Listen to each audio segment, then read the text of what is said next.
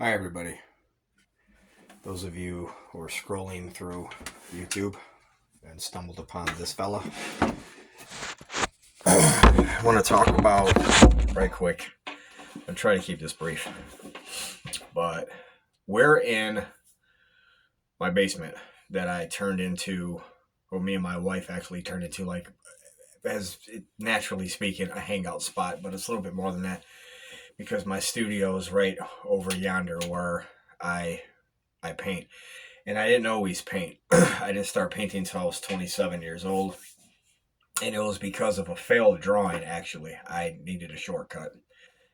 And I had to figure something out. And the way I was drawing in color pencils, I was cross blending. And that is almost like painting with pencils. So I was kind of a painter and I didn't even know it yet.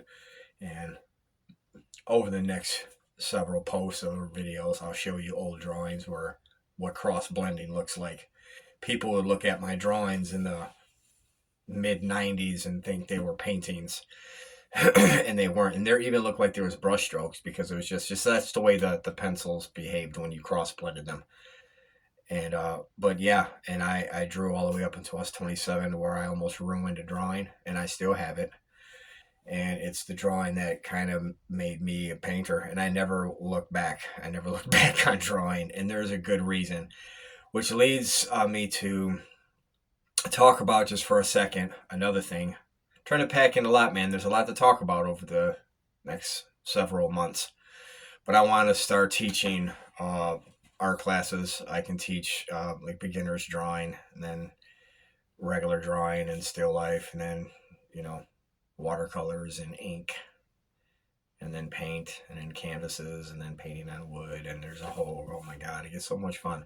The physicalities of it is so much fun. But that's another thing that I want to do in the future, is teach art classes.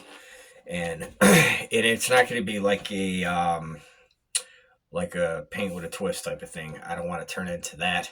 I want to teach more fundamentals. I'll do paint demonstrations, and then there will be times where people will paint too. But I want to make some painters, man. Ones that really know it backwards and forwards. You know, because we need that in the time of artificial intelligence, man. That's closing in. Laziness, complacency, and familiarity is closing in on art, people.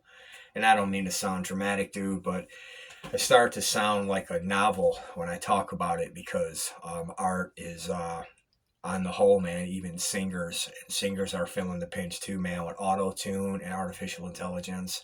You don't even have to know how to sing now, man. You don't have to know how to play an instrument. It's heartbreaking where how much that appeals to people who have no ambition to give their heart and souls to sacrifice to learning something and wrapping your heads around the bad and frustrating parts of it and the good. There's so many people who jump in the water and who are just estimating how long it just takes to get to the other side of the lake. Like, what is the most efficient way to get on the other side of the lake? Nobody swims to get wet anymore, just to get wet. I mean, nobody gets wet with art anymore. A lot of people out there. And I shouldn't say that. So, as a matter of fact, like, there's so many, but it's getting funky out there, man. Where people are really losing their touch, their touch of reality. And we're gonna talk about that. I have artwork behind me. I have concepts. I have stories. I have two painting styles. Well, really, I only have one painting style, but there's another way I paint, which is called illustrative, where there's really no brushwork or fancy schmanciness in it. It's just like it's serious painting, which I call tight rope painting, where there's no room for error. And then there's walking in the park painting, where you can express yourself and get fanciful and crazy as you want, really. And that's the world that I kind of want to marry the two. I want to marry the crazy, the chaos, with the serious and orderly, because you need both. But we'll walk you through art. Not going to walk you through this basement just yet, because I want to set up some stuff. I'm going to be starting a painting. Ooh, wow, a painting of an anonymous dog that was sent in through Draws for Paws. And now I'm going to be painting the picture of this beautiful little dog. I don't know its name or what kind of dog it is. It almost looks like it's mixed with a Pomeranian. But I'll take you and show you what I do with some of these. And then we'll make that for another video. Well, this is Murphy. This is a photograph of a painting that I did. So this is not the original. The original is much bigger than this, but this is a really good copy of it. I'm sorry, it's shiny. But Murphy was a good boy who passed away a couple years ago.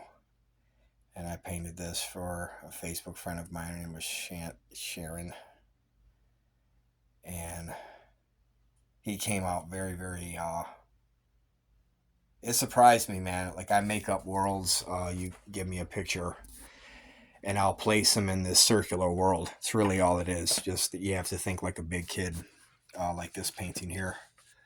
A kid just running, pulling the moon behind him on a string. I'm sorry about the glare, man. We're going to get better lighting as this progresses, like, because you're missing a lot in these, because there's a lot of stuff, man. I want you to get lost in painting. You can get as close as possible. I mean, it's all, each circle is its own size and diameter. This is about a boy who's completely lost in the present. So it's kind of like daytime and nighttime at the same time. So it's like worlds like that. And then there's the serious, sinister ones where I paint real serious and there's no circles. There's no anything really like fanciful or dramatic. It's like straight to the point, that's why I call it illustrative. It's illustrative painting, where you're painting more like a cam machine, man. You know, you're like really, there's no room for fancy smanciness.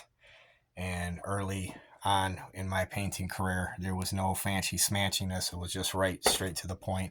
And again, as this channel progresses and I get better ways of like recording and posting videos, you're going to get better quality of stuff. Now online, my work is beautiful, man. It's my photographer, a young man named John, shoots my stuff with top-notch equipment that he uses, and he's really talented and knows what to look for. And my work looks really good online, but recording it, man, it's just kind of funny. I'm kind of like seeing this from the first time, not like in first person, I guess. It's another painting of mine that's been it's hanged in a few restaurants and different like drinking establishments and stuff like that, little fancy places. This is another one that I'm looking forward to displaying somewhere in the city or out of town. Doesn't matter. Same thing here. This is Olivia, the same little girl that was casting a spell upstairs. Well, we got a lot to show you, man, because I've been busy. Got stories to tell, places to go, people to meet, and it's going to be fun, man.